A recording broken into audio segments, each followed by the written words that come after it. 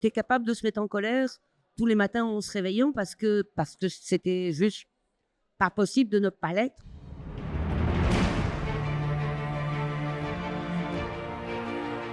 Passeur de talent, découvreur de talent, accueillant, etc. Et dans le même temps, cette réputation d'homme en colère de l'ASF. Qu'est-ce qui le rendait en colère, Yal? Tout. Le monde en général, l'injustice, l'inégalité, la difficulté, tout le rendait en colère. Parce que le monde est injuste. Il était capable de se mettre en colère tous les matins en se réveillant parce que c'était juste pas possible de ne pas l'être.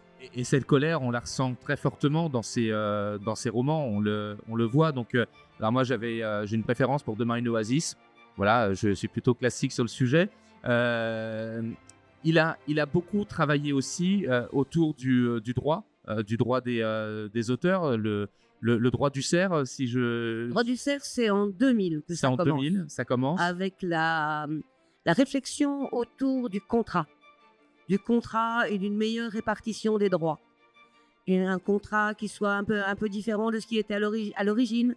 Une réflexion sur la durée d'un contrat, parce que fut un temps où tous les contrats d'édition étaient pour la durée de la propriété intellectuelle, c'est-à-dire 70 ans après la mort de l'auteur.